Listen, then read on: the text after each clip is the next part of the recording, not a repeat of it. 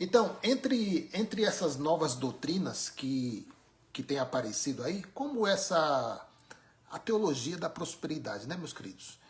Eu já falei algumas vezes aqui, em lives e também em vídeos, alguns pastores de renomes, né, pastores, né, de renomes, que defendiam a unha, né, e afirmavam que essa teologia da prosperidade era coisa de demônios. Mas passado tempos, né, esse mesmo pastor, né, intitulado pastor, né, volta com esse ensinamento com força. A teologia da prosperidade. Por quê? Porque ele viu que esse negócio ia dar um bom retorno financeiro para ele. E como eles só estão interessados em retorno financeiro, então vamos enxertar. Vamos então injetar esse ensino nas pessoas. Porque assim como ele, há muitas pessoas lá dentro que são pessoas também ambiciosas, são pessoas que querem fazer barganha com Deus. Dá um exemplo aqui. Você dá aqui um mês do seu aluguel e lá na frente Deus vai te dar. Meu querido, Deus não vai dar nada para você. Esquece isso, que Deus não é Deus de barganha. Quem barganha são os líderes religiosos. Então você está barganhando com esse homem, não com Deus. Deus está longe dessas coisas. Deus não faz parte, meus queridos, dessa bagunça, né? E as Escrituras nos orientam firmemente, né, que Deus não está no meio dessa podridão, ok? Então, entre outras novas doutrinas que o sistema religioso cria, porque eles criam, né, a cada instante estão criando algo novo, encontra-se o movimento da batalha espiritual. Meu querido, onde está na Bíblia esse conceito, batalha espiritual? Nós podemos ver dentro das Escrituras várias batalhas, mas batalhas mesmo, não espirituais, batalhas. Eles criaram, foi a doutrina dos demônios. Pode um negócio desse, meu querido? Então essas coisas são aceitas facilmente por pessoas que não buscam informações, pessoas que não buscam serem orientadas na palavra, no evangelho. Então são presas fáceis desses homens que só querem ganhar em cima dos incautos. Vocês já ouviram falar dessa linha demoníaca, né? Ah, meus queridos, nós precisamos fazer algumas pesquisas, né? Eu não fui muito a fundo acerca dessas pesquisas, porque nós já sabemos que tudo isso é enganação do sistema religioso para colocar medo nas pessoas. Todas as pessoas que chegam nesse lugar, eles chegam de bom coração, pessoas magoadas, pessoas feridas, pessoas que buscam uma palavra de paz, pessoas que buscam uma aproximação de Deus, porque no entendimento delas, Deus está lá. E o Evangelho não diz que Deus está lá naquele templo. O Evangelho do Cristo diz que Ele está em nós. Mas as pessoas que não seguem nenhuma linha religiosa, né, seja católica, seja umbanda, candomblé, espiritismo, são pessoas que não têm nenhum entendimento dessas religiões. Eles buscam as igrejas evangélicas porque lá eles oferecem salvação. Lá eles oferecem palavra. Lá eles oferecem comunhão. Mas na realidade, meus queridos, eles estão ali esperando você chegar com o seu bolso cheio de dinheiro. Ah, irmão Orlando, mas são todas as pessoas que fazem isso? Não, meus queridos, eu acredito com muitas reservas que não são todas as pessoas líderes, né, que têm esse impulso, que têm essa ambição maligna. Eu acredito que muitos, na sua mente, no seu intelecto, eles pensam assim: estou fazendo para Deus, estou fazendo a vontade de Deus, estou aqui pregando o evangelho.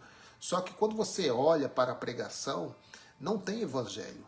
Lá tem cartilha judaica, tem conceitos religiosos, tem campanhas, tem buscas incansáveis em montes dizendo que Deus está lá no monte, que você tem que buscar, busca do Espírito Santo, que você tem que fazer cultos de busca do Espírito Santo, sendo que ele está em você, mas você não sabe ainda, porque eles não pregam o evangelho. Se eles pregassem evangelho, meus queridos, você não estaria nem nesses lugares.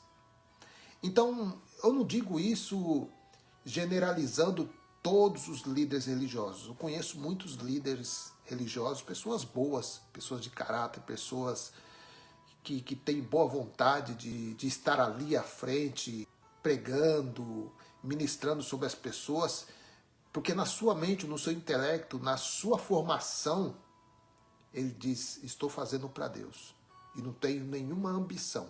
Então, existem pessoas assim. Também existem pessoas, mas são a minoria, viu? São a minoria. Então, buscando informações sobre esses demônios que quando a pessoa chega lá dentro, né? Uma pessoa que está vivendo uma vida de prostituição, o que eles dizem? Olha, Deus me mostra aqui a pomba gira na sua vida, né? A pessoa chega lá com a vida quebrada, olha, Deus me mostra aqui o demônio do 7 flechas. Olha, você está com a vida toda quebrada financeiramente, olha, é porque a Maria Molambo está na sua vida. E por aí vai, meu querido. As mulheres recebem essa entidade aí, diz que ela tem essa entidade no corpo, né? Esse espírito da pomba gira, né? Que também é a Maria Padilha, né? Então nós vamos falar sobre essas entidades afro-brasileira. Eu andei pesquisando, né? Depois que eles trouxeram essa cultura ou essa religião lá da África, né? Lá daquelas áreas lá de Moçambique, aqueles lugares lá que cultuavam essas entidades. Eles olham hoje no Brasil essa mistura, esses acréscimos, né? Esses acréscimos de entidades, eles dizem assim, nós precisamos fazer uma reforma. Fazemos uma reforma porque os brasileiros bagunçaram tudo. Não é isso que eles estão mostrando. Até o ano de 1970, diga-se de passagem que era a data do meu nascimento, né? Eu nasci neste ano, 1970. Desde 1970, antes de 1970, não se havia não se ouvia falar nessas entidades. Pombagira, Zé Pilintra, 7 Flechas, Maria Molambo, Maria Padilha, e por aí vai. Você não ouvia essas falácias, você não ouvia esses nomes sendo mencionados na reunião dos santos. Você não via isso. Mas isso aqui, meu querido, gera pânico nas pessoas. Então, na mente ambiciosa desses homens, na mente ambiciosa desses líderes religiosos, fala assim, ó, quanto mais demônio, quanto mais diabo, quanto mais Satanás nesse lugar que eles intitularam de igreja, que não era nem para estar falando o nome dessas coisas, né? Se lá é casa de Deus, o que vai falar de demônio, meu querido? Vai falar de quê? É só pregar o evangelho e pronto, e acabou. Mas não, eles querem colocar pânico. Eles querem colocar terror. E quanto mais pânico, quanto mais terror, mais aprisionado você fica lá dentro. Porque você tem medo de sair. Ou seja, você vai para esses lugares em busca de uma palavra, em busca de um encontro com Deus. E o que você encontra? Um monte de demônio. Ou seja, a sua vida toda você nunca você nunca se deparou com essas entidades. Na sua vida toda você nunca teve essas perturbações na mente. Aonde que você vai receber essas perturbações? Lá dentro da igreja. Aonde você vai que eles vão dizer, olha, você tem demônio? Lá na igreja. Não era para ser o contrário? Né? Não era para ser o contrário? Era para ser o contrário, né? Essas entidades não eram nem para estar lá dentro. Deixa lá com a Umbanda, deixa lá com o Quimbanda, deixa lá com nossos irmãos lá, os candombristas lá do candomblé, deixa com eles lá, meu querido. Isso pertence à cultura deles. Deixa eles para lá. Vamos falar do evangelho, vamos falar da palavra do Criador. Mas você tem que pôr medo no povo, né? Aí chega lá um desavisado, Chega uma pessoa lá que não conhece nem a história do sítio Pica-Pau Amarelo, não conhece nem a história da mula sem cabeça, e você vai e fala lá da Pomba Gira, Zé Pilintra, Sete Frecha, Maria Molambo, Maria Padilha, pomba que gira, pomba que pula, que salta, que mergulha. Então, meu querido, são contra esses enganos aí que nós nos levantamos. Não havia, 1970 para trás, não havia menção dessas entidades, né? Esses ensinos, né, esses ensinos, essas doutrinas humanas, que são doutrinas humanas, né, elas tomaram força dentro de algumas teses ou ensinos e doutrinas novas, tais como a missionária Neuza Itioca. Se você pesquisar ao fundo, essa missionária ela tem um grande currículo acadêmico. Claro, os teólogos também são pessoas cultas, né? São pessoas cheias de letras, né? Cheias de diplomas. Mas na função de quê? De enganar pessoas, de manipular, né? Então, essa missionária Neuza Itioca, ela tem muita história, só que você precisa analisar bem e ver se tem fundamento com as escrituras, se tem fundamento com o evangelho. Se não tem, não importa se tem crédito, não importa se tem títulos, não importa se estudou em faculdades de renome, não importa. Não importa. Paulo disse assim, tudo que eu aprendi antes de ter encontro com Cristo, eu considero como refúgio. E ele nem mencionava nada, né? Nem mencionava nada. E isso, e essas coisas, essas aparições dessas entidades dentro das chamadas igrejas, isso gerou muita receita. Como que gera, né, receita essas doutrinas de homens, né? Então são homens ambiciosos que se tornaram milionários, graças a quê? Graças a essas falsas doutrinas. Estão aí dentro desses lugares intitulados de igreja. Para não falar todas, eu vou citar aqui uma porcentagem. 99% das igrejas, que eu falo templos religiosos, né? Essas catedrais, esses templos religiosos, né? Essas denominações. 99% delas atribui as suas teorias, os seus ensinos, usando essas entidades aí. Todas. Você pode ver, sempre que alguém vai chamar uma pessoa lá na frente para uma oração, eles têm que dizer que essa pessoa tem essas entidades aí, que não são demônios. Isso aí são ídolos que eles adoravam lá, né? Lá na África. Nada mais que isso. A palavra de Deus diz que o ídolo nada tem poder. Que não é nada. Ídolo não é nada. Então é nesse aspecto, então é nessa fé que você tem que caminhar, meus queridos. Interessante que eles dizem que quando a pessoa está com um estado de loucura, eles estão com o demônio. É interessante, né? Você não vê um pastor, ou um missionário, ou qualquer que seja, presbítero, diácono, ir num manicômio, colocar a mão lá na cabeça dos loucos, lá, das pessoas que estão atormentadas mentalmente. Eles não vão lá. Por que eles não vão? Porque não são entidades demoníacas.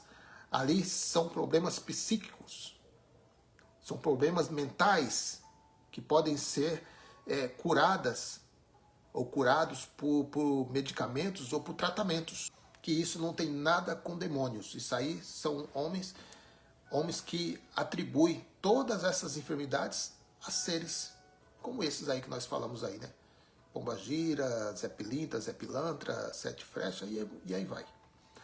Então, é dentro disso aí que eles aprisionam muitas pessoas. Ou seja, se você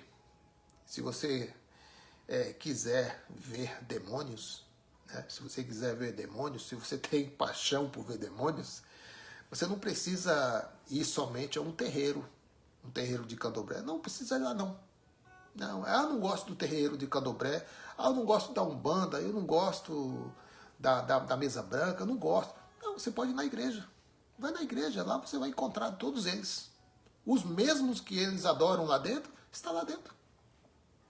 Os mesmos. Os mesmos que são santos dentro da Igreja Católica também estão lá dentro, mencionados dentro desse lugar intitulado de Igreja Evangélica, que não era para dar espaços a essas doutrinas, era para pregar o Evangelho. E eles não fazem isso. Você vai numa igreja evangélica e você vai encontrar vários outros demônios também. Inclusive tem lá um demônio que é o devorador financeiro. Adora uma finança, adora um 10%. Esse é o pior, é o devorador de gravata. Muito cuidado com esse aí. A igreja neopentecostal, ou as igrejas neopentecostais, aproveitaram esse momento dessas novas teorias, dessas novas doutrinas. Então, homens com uma mente manipuladora, uma mente diabólica, né, posso dizer, eles observaram e falaram assim, não, é aqui que eu vou me dar bem. É aqui que eu vou me dar bem. Então, homens largaram, né, os seus trabalhos seculares para abrir as suas empresas religiosas, porque as outras empresas geram custos, né? Tem que pagar imposto, tem que pagar água, pagar luz, tem que pagar empregados, tem que pagar muitas outras despesas. Então eles falam, não, essa empresa aqui eu não quero não. Agora, essa empresa, religião, igreja evangélica, essas igrejas CNPJ, essa sim, essa eu vou entrar de cabeça, porque aqui eu vou me dar bem.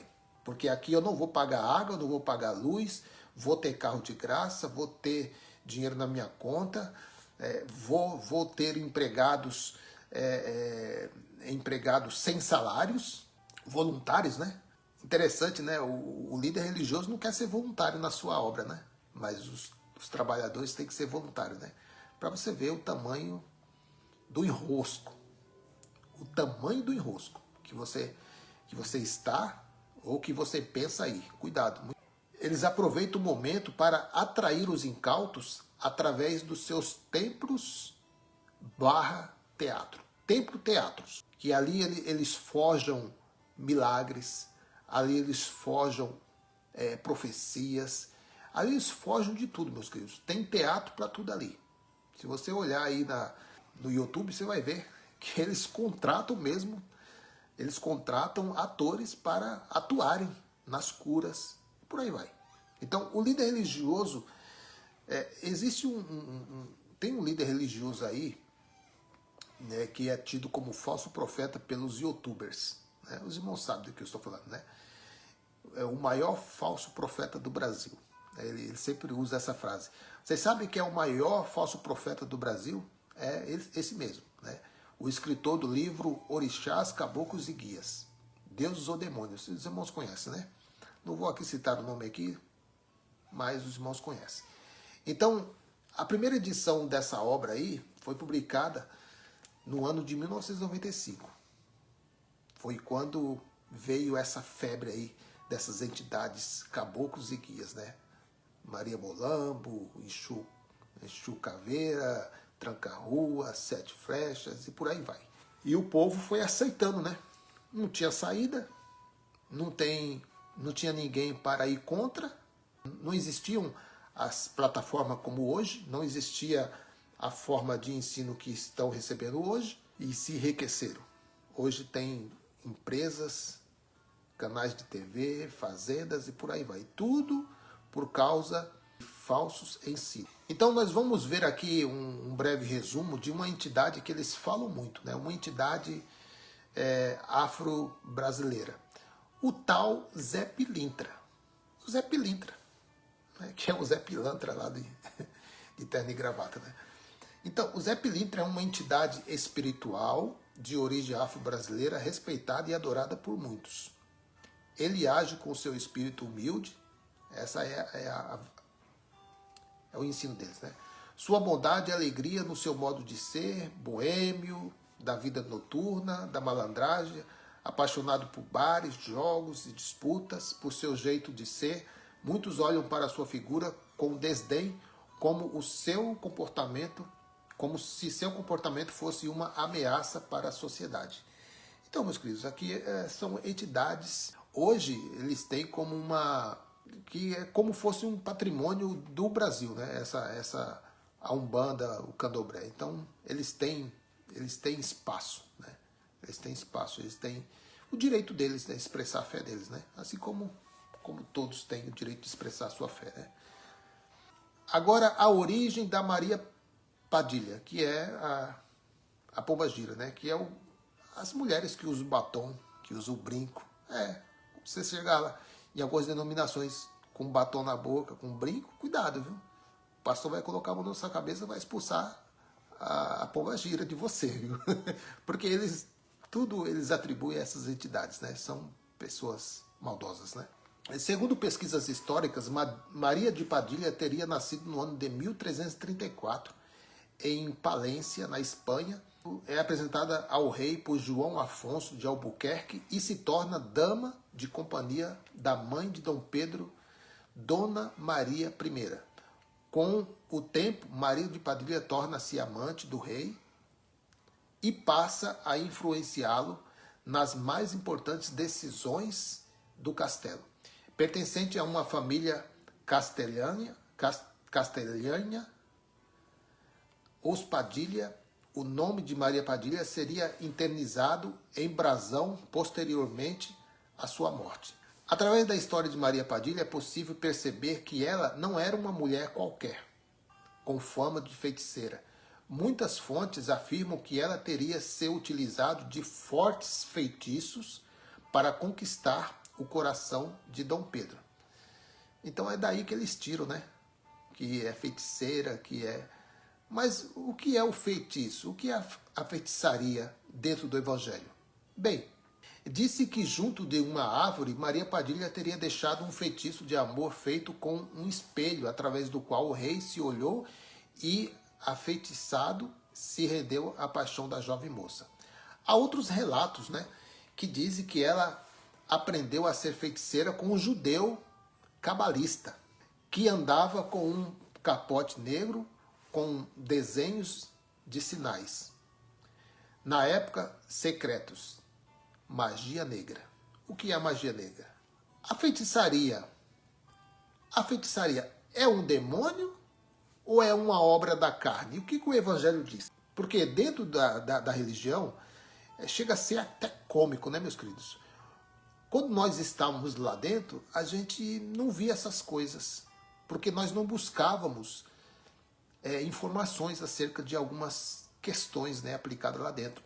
Então, como temor àquele homem, porque, infelizmente, o homem, quando entra dentro desses locais intitulados de igreja, eles não aprendem a ter temor a Deus, eles aprendem a ter temor a um líder religioso.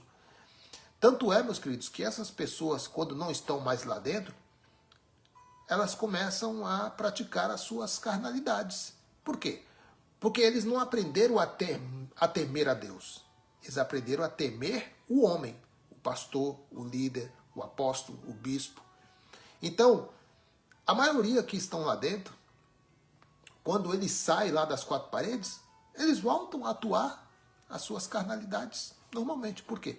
Eles não aprenderam a temer o Deus da Bíblia. Eles aprenderam a temer os demônios, esses citados aqui. Eles aprenderam a temer o diabo, o inferno, o pastor. Eles fazem tudo escondido desses homens, mas eles não sabem que Deus está dentro dele, está no espírito dele. Então, meu querido, uma pessoa que nasce aprendendo o Evangelho, ele aprende a temer a Deus independente de onde ele está. E essa era a realidade para ser vivida. Essa é, meu querido, a forma de adorar a Deus, em espírito e em verdade.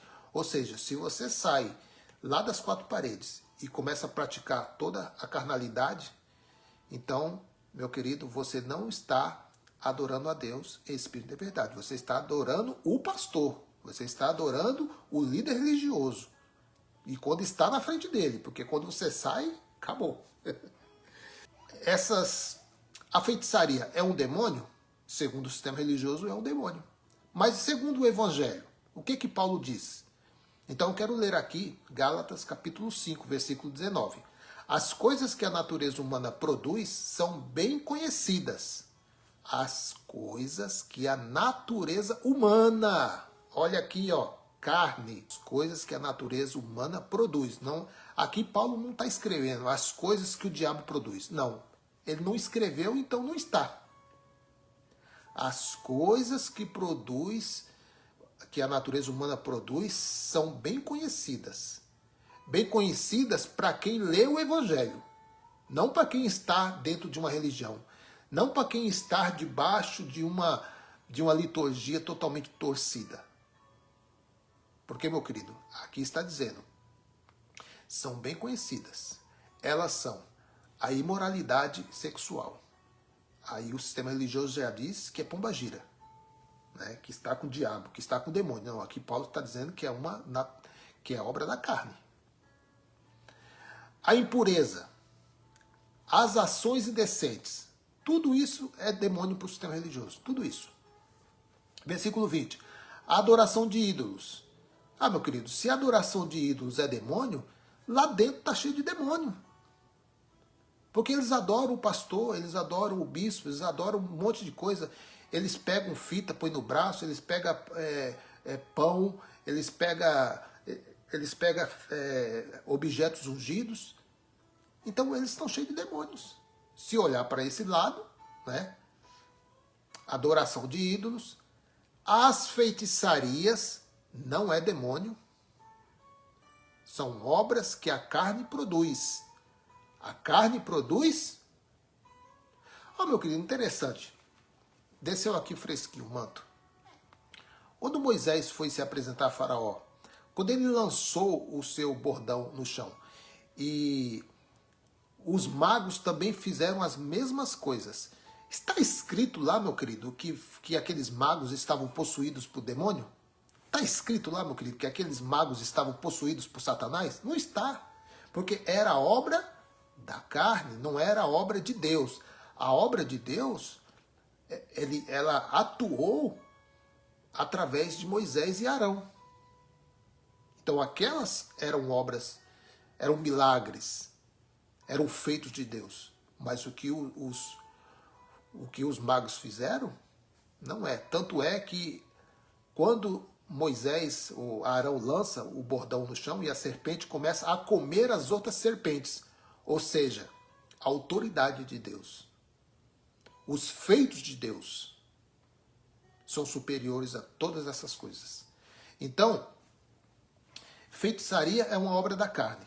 As inimizades, as brigas, as ciumeiras, os acessos de raiva, a ambição, ó meu querido, acessos de raiva ou excessos de raiva.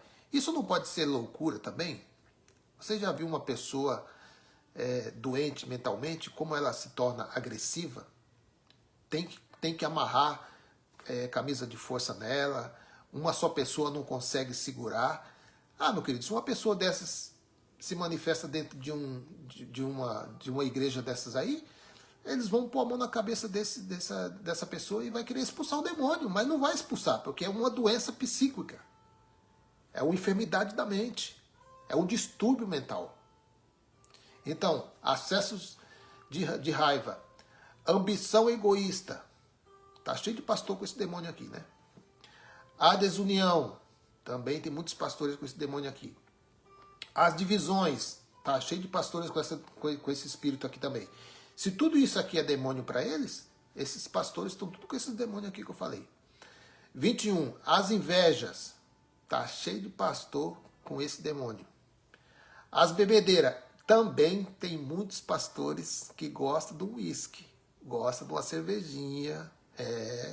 Lá em cima, no chamado altar, eles dizem, bebida do diabo, bebida de Satanás. Mas, no oculto, o Zé Pilintra, o Zé Pilintra abraça os pastores por aí, escondido aí, antes das pregações. Vocês lembram, né? Eu vou abrir aqui um espaço aqui. Vocês lembram dos judiões? Judiões. É judiões mesmo, que judiava, né?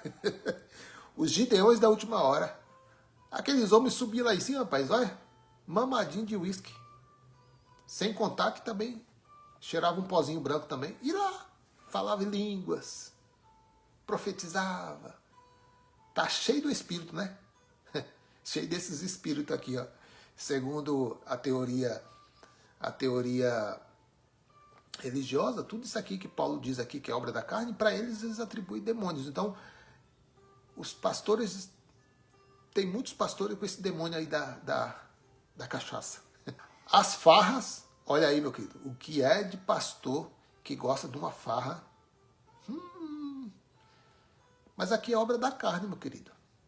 Ou seja, esses pastores carnais, nos seus momentos nos seus momentos ocultos, eles gostam de uma farra, eles gostam de melar o bico, gosta. Só que lá em cima eles pregam, né? Que é pecado, que é demônio, é Satanás. Olha, irmão, vem aqui, tem que expulsar esse demônio do Zé Pilintra. Vocês são muito engraçados, né? Então os que fazem essas coisas não receberão o reino de Deus. Ou seja, não vai viver dentro do reino de Deus, meu querido. Não vai desfrutar do reino de Deus. O surgimento dessa tal batalha espiritual, que também é uma ambiência terrorista, né? Que essa batalha espiritual aí, o que tem de abençoados aí. Vou falar abençoados, porque tem que profetizar, né, irmão? Tem que profetizar que eles vão se converter ao Cristo um dia, né? Eles ainda são de Moisés ainda. De Moisés não, eles são da carne mesmo, né? Então, quando apareceu esse surgimento de batalha espiritual, o que foi de livro vendido? Mas o que foi de livro vendido, o que foi de filme? Ah, meu querido, isso aí gera uma grande receita. Pessoas enriqueceram, pessoas tiveram grandes agendas, venderam seus produtos, venderam seus DVDs, venderam... Ó, meu querido, isso é um grande comércio, um grande comércio. Isso veio para gerar renda financeira. Foi para isso que apareceu. Engano, né? Prisões. Então, alguns pontos isolados da Bíblia, e está pronto o laço do passarinheiro. É só isolar alguns pontos da Bíblia e está pronto o laço do passarinheiro. Um verso mal interpretado, né? Por exemplo, Apocalipse capítulo 12, versículo 4. Segundo os sábios Salomões da vez, né? Os teólogos, os doutores da letra, os PhDs, né? Que eu já falei, postei até no Facebook aí. Para mim o PhD é praga, homens gafanhotos. Comedores de dinheiro. Sábios teólogos encontraram a referência à primeira batalha espiritual que foi travada, né, que está lá em Apocalipse capítulo 12, versículo 4. Então eu quero ler aqui, Apocalipse capítulo 12, versículo 4. Vamos ver aqui o que diz Apocalipse capítulo 12 e o verso 4. Eu vou ler aqui na nova tradução na linguagem de hoje. Com a cauda ele arrastou do céu até essa parte das estrelas e as jogou sobre a terra. Depois parou diante da mulher grávida a fim de comer a criança, logo que ela nascesse. Então, meu querido, o texto aqui está se referindo a quê? Aqui, meu querido, o livro do Apocalipse, ela é uma extensão da escatologia, a escatologia de Mateus 24, do sermão escatológico. É uma extensão, mas com mais figuras, com mais símbolos, mas é uma extensão, meu querido. Se você ler Mateus capítulo 24 e você ler o livro, a carta de Apocalipse, que foi escrito para as 7 igrejas da Ásia, que existiu na época, essas 7 igrejas, meu querido. Essa igreja existiu lá na Ásia Menor. Então essa carta aqui do Apocalipse, meu querido, foi direcionada a eles. Olha só, meu querido. Aqui, nessa leitura de Apocalipse capítulo 12, versículo 4, aqui é uma referência É uma referência ao rei Herodes. Ao rei Herodes, que quando ele busca informações acerca do menino que ia ser o rei dos judeus, então ele ficou atribulado. Ele queria ter um encontro com essa criança. Mas quando ele busca informações, o anjo aparece a José e diz, olha, pega a mulher, pega a criança, foge para o Egito. Então, o texto de Apocalipse aqui traz uma referência ao rei Herodes. Né? E aqui até essa parte dos anjos se referem a crianças. Porque vocês sabem que há muitas linguagens de figuras, não somente no contexto apocalíptico, mas também em todas as escrituras, os judeus usam de linguagem de figura. Você pode ver lá no sonho de José e seus irmãos. Os seus irmãos eram considerados, no primeiro sonho, né? Ele era visto como moinhos de trigo. No segundo sonho, ele era visto como estrelas. Seus pais, como o sol e a lua. Então, eles eram o sol e a lua? Não. Os irmãos dele eram estrelas? Não. Estrelas cósmicas? Não. Né? Eles eram moinhos de trigo? Também não, mas era uma linguagem de figura. Continuando aí. Mateus capítulo 2, versículo 16. Quando Herodes viu que os visitantes do Oriente o haviam enganado, ficou com muita raiva e mandou matar em Belém e na sua vizinhança todos os meninos de 2 anos. Aqui, meu querido, a terceira parte. Ele dizimou muitas crianças aqui. Ele fez isso de acordo com a informação que havia recebido sobre o tempo em que a estrela havia aparecido.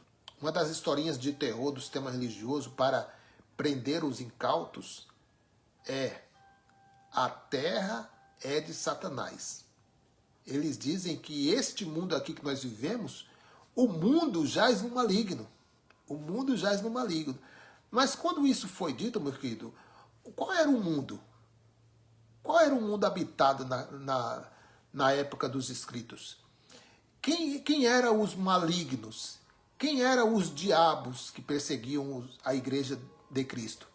Quem eram os acusadores? Os diabos? Quem era? Então, meu querido, precisamos entrar nesses contextos também. Né? E de acordo com os ensinos do movimento da batalha espiritual, a administração e governo terrenos pertence a Satanás. Viaja nisso, meu querido. Viaja um pouquinho nessa maionese aqui. Isso deveu-se ao pecado de Adão. Ao primeiro homem foi dado administração e governo sobre a criação. Sim, foi. Até aí tudo bem. No entanto, ele, quando pecou, entregou a autoridade ao diabo. Não. Não foi isso, não. Não entregou autoridade a ninguém. A autoridade sempre foi de Deus, sempre do Criador. Não tem nenhuma autoridade aqui não, para Satanás não, viu? Então, decorrente disto, o diabo tem controle sobre os governos? Não tem. E Deus não interfere nisso. Por quê? Por questões éticas e legais. É interessante, meu querido, você começa a pesquisar e tem uns abençoados que escrevem isso na maior cara de pau. Ou seja, Deus não vai intervir no trabalho de Satanás porque são direitos autorais. É brincadeira o negócio, tá, meu querido? Satanás tem todo o direito legal de administrar o sistema terreno. Eita. E Deus romperia com a ética se interferisse nesse direito. Oh, meu Deus do céu. Tadinho de Satanás, né? Foi por isso que Jesus veio, para devolver o direito ao homem de governar. A partir de Jesus, portanto, temos autoridade de governar sobre a criação. Opa. A palavra que eu tenho, a Bíblia diz que só há um pastor, só há um líder, só há um Senhor, só há um pastor, e os demais são todos irmãos. Ou seja, se nós somos todos irmãos, Não tem nada de você ter autoridade sobre o outro, não. Isso aqui, meu querido, são brechas que eles lançam, né? A pessoa lê isso aqui e fala assim, ah, tá. Então, depois que Jesus morreu na cruz, temos autoridade de governar sobre a criação. Será que é isso mesmo? O que a Bíblia diz sobre a terra ser de Satanás? O que a Bíblia diz sobre a terra ser de Satanás? Então, quando nos voltamos para a Bíblia e nos deparamos com Deus julgando a humanidade através do dilúvio, né? Vocês sabem a história lá em Gênesis capítulo 6, versículo 11 ao 26, fala sobre o dilúvio, né? Sobre a grande chuva que Deus mandou e que mandou ali Noé fazer a arca, aquela história toda, né? Os irmãos sabem, né? Os irmãos ler Bíblia aí é 100%. Então, com textos como Salmos, de número 24, versículo 1, diz assim, ó, do Senhor é a terra e a sua plenitude. Então, se do Senhor é a terra e a sua plenitude, o diabo não tem nada aqui não. Essa teoria aí está errada. O sistema religioso está querendo passar uma autoridade de Deus para um ser mitológico. Muita calma nessa hora, viu, doutor teólogo? Então, do Senhor é a terra e sua plenitude, o mundo e aqueles que nele habitam. Então, de quem é? Do diabo? Não, de Deus. Ele é o Criador. O diabo não é Criador. Esse diabo que a religião diz aí, que é um ser de caudas, não. Nós sabemos quem é o diabo da Bíblia, viu? Então, e como, lendo isso aqui, lendo Salmos, Números, né? Porque Salmos não tem capítulos, são números. Número 24, versículo 1. Como que podemos abraçar a ideia de que Satanás é governante da terra e concorrente de Deus? Dentro da mente religiosa, né, meu querido? Dentro da mente desses doutores teólogos, desses homens ambiciosos que querem vender os seus produtos.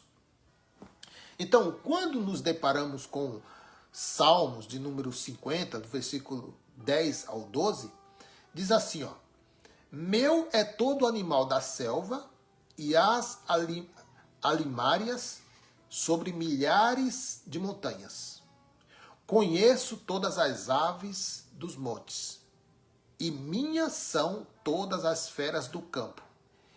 Quem que tem domínio sobre os seres aqui? Deus. Pois meu é o mundo e a sua plenitude.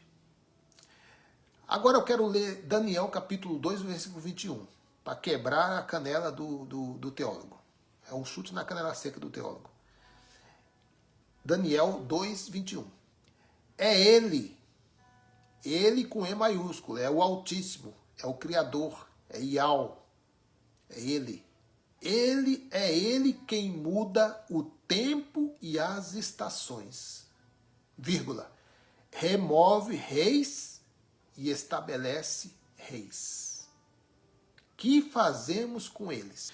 No livro do profeta Isaías, se os irmãos ainda não viram o vídeo que eu fiz, que eu postei hoje, lá no canal do YouTube, Removendo o Véu Mosaico, eu falei bastante sobre esses dois capítulos aqui, de Ezequiel 28 e de Isaías, capítulo 10, que eles dizem que aqui tem uma entidade diabólica. Não tem.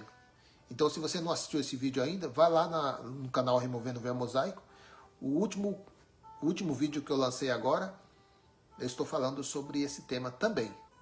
No livro do profeta Isaías, ficamos vislumbrados, né, em saber que Deus usou o rei da Síria para julgar a Israel.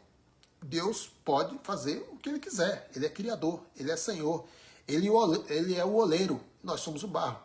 Mas o sistema religioso quer até isso, quer manipular. Até a autoridade de Deus eles querem colocar numa caixa. E Deus tem que agir da forma que eles querem. Deus tem que agir dentro do seu entendimento. E não é assim. Deus ele é soberano. Deus não pede conselho a homens. Deus ele é único, soberano. Então, ele usa o rei da Síria para julgar a Israel e depois também julga a Síria. Isaías capítulo 10, versículos 5 ao 12. Os irmãos podem acompanhar aí. E em 1 Samuel capítulo 2, versículos 6 e 7. Nós encontramos aqui nesse capítulo 2 de 1 Samuel, encontramos Ana. Ana orando da seguinte forma: o Senhor é o que tira a vida e dá. E eles dizem que o diabo está tirando a vida aí. Que se você não vai nesse lugar chamado igreja, se você sair de lá, o diabo vai te matar. O diabo não tira a vida de ninguém, não. O Senhor é o que tira a vida. Ah, mas o diabo também tira. Não, aqui não está escrito que o diabo tira a vida, não. Aqui está dizendo, o Senhor é o que tira a vida e dá. E a dá. Faz descer a sepultura e faz subir. Opa, esse é o Deus da Bíblia.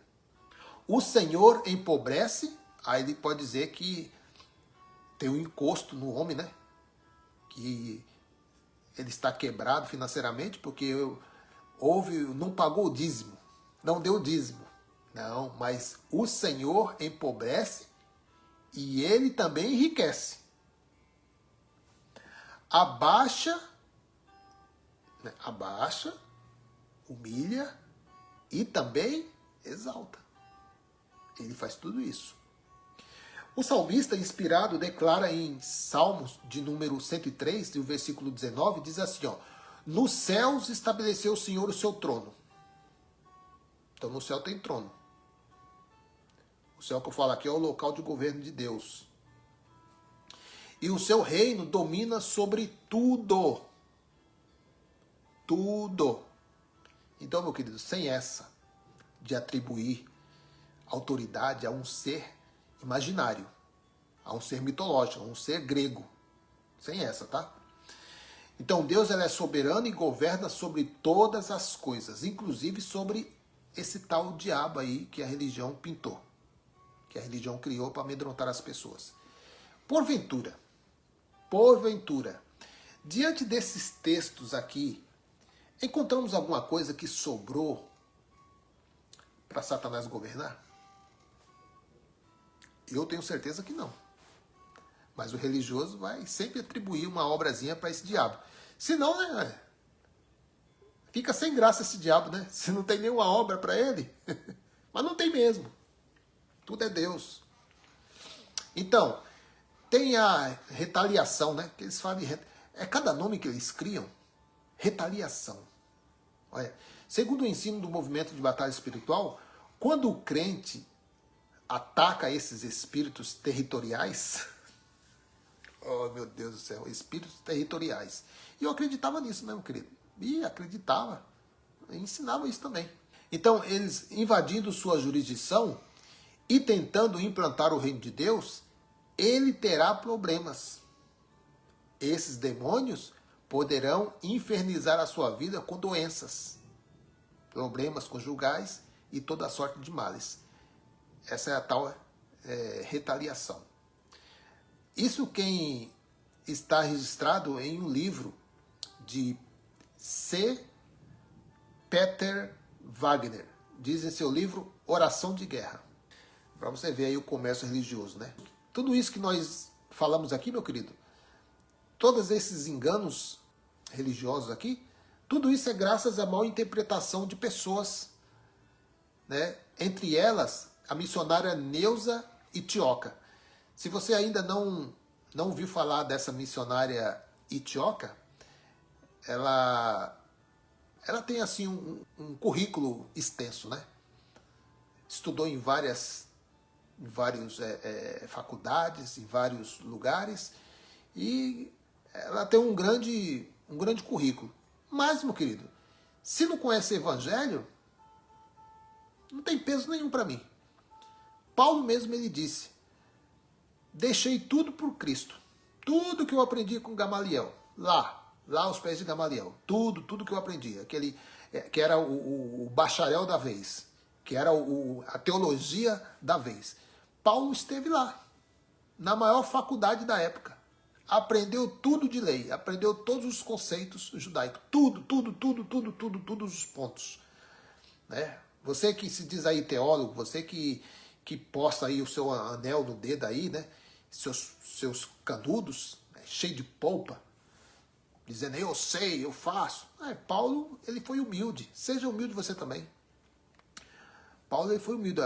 Olha, diante da revelação do Cristo, todas essas coisas que eu aprendi aí para trás, eu descarto. Para mim é como cocô. Para mim é como esterco. Cocô de cavalo. Foi isso que Paulo está dizendo. Ó. Diante das revelações do Cristo. Então, meu querido, quando você está dentro desse sistema religioso, você só aprende essas porcariadas aí. Ó. É demônio, é pombagira, é Zé Pilintra, é Zé Pilantra, é gafanhoto, que virou demônio, dízimo que era alimento virou dinheiro, sepultura, que é o inferno de lago, que virou o inferno de lago, e por aí vai. Aí quando você tem um encontro com o Evangelho do Cristo ressuscitado, você olha assim e fala assim, não, tudo isso que eu aprendi, pelo amor de Deus, nem comparação. Né? Então essa missionária Neuza Itioca e muitos outros seguidores de suas doutrinas fortaleceram essas doutrinas aí de batalha espiritual, essas entidades afro-brasileiras, tudo veio ser fortalecido através dessas pessoas aí. Vamos examinar as escrituras, vamos pesquisar mais, para não cair no engodo desses homens aí, né? E essa missionária Neuza Itioca, de acordo com alguns estudiosos e profetas, incluindo o rabino Ben Samuel. Eu não conheço esse rabino não, mas está na pesquisa aqui, né? De acordo com alguns estudiosos e profetas, incluindo o rabino Ben Samuel, que profetizou que provavelmente, em 2017 ou 2018, o Messias, né, Yahushua, estaria inaugurando o seu reinado no milênio. Olha aí. Sim, de acordo com os acontecimentos, a figueira que representa Israel floresceu em 1947. E o Senhor disse que a geração que assistiu o florescimento não passaria até que todas essas coisas acontecessem. Tá entendendo a leitura, como eles fazem a leitura, meu querido? A geração não passaria, era a geração que Jesus estava vivendo, que os discípulos estavam vivendo. Né? Então, uma geração, segundo o estudioso aqui, dura 70 anos. Ou seja, do ano 33, que Jesus estava pregando, até o ano 70, estava ou não estava dentro dessa geração? Claro que estava dentro dessa geração. Jesus falou, não passará esta geração, até que todas essas coisas aconteçam. Que todas as coisas? Todas as coisas que Jesus comunicou aos discípulos lá no sermão profético, lá no sermão escatológico. E eu volto a repetir aqui, o livro do Apocalipse é uma extensão da escatologia de Mateus 24. Mateus 24, Lucas 20, que é o sermão escatológico. Só que o livro do Apocalipse, ela vem mais incrementado, ele vem com umas linguagens de figura, ele vem com símbolos, que dentro do conceito judaico, eles entenderam. E diz a palavra, dentro do livro do Apocalipse, que quando essa carta chegasse aos líderes daquela igreja ali da Ásia Menor, o Espírito lhe mostraria o que está acontecendo, porque eles estavam vivendo a grande tribulação. Então, meus queridos, uma geração dura 70 anos, de 1947 mais 70 anos corresponde a 2017. Que loucura, né? Então Jesus, ele voltou em 2017, segundo a missionária aqui, né? A missionária Neuza Itioca. Então, de acordo, ou seja, não foi uma revelação que ela recebeu de Deus, foi que ela se espelhou nos estudos do profeta, do Rabino Ben Samuel. Por isso que eu falo, meu querido, eles sempre vão trazer datas para a vinda de Jesus. E eles sempre vão ser decepcionados, porque não tem como futurar uma coisa que já aconteceu. É como que alguém possa dizer, o Brasil vai ser descoberto. Ah, mas o Brasil não foi descoberto lá naquela época lá? Não, mas vamos futurizar, né? O Brasil vai ser descoberto. Eu falei, não, o Brasil não vai ser descoberto, o Brasil foi descoberto. Então, eles vão colocar datas, vão seguir continuando datas, vão seguir colocando datas e vão sempre se frustrar em suas datas, porque não tem como futurar algo que já aconteceu. 70 DC, veio o juízo de Deus sobre Israel. Obrigado a todos que esteve comigo aí. Se os irmãos quiserem saber mais sobre esse mito religioso, Satanás, que eles dizem que tem Satanás lá na Isaías e lá em Ezequiel, não tem. Lá o profeta Ezequiel está falando do rei de Tiro e o profeta Isaías está falando sobre o rei da Babilônia. Então, esses homens são manipuladores, são enganadores. Amém, meus queridos? Graça e paz a todos. Fico por aqui. Um abraço no coração de todos.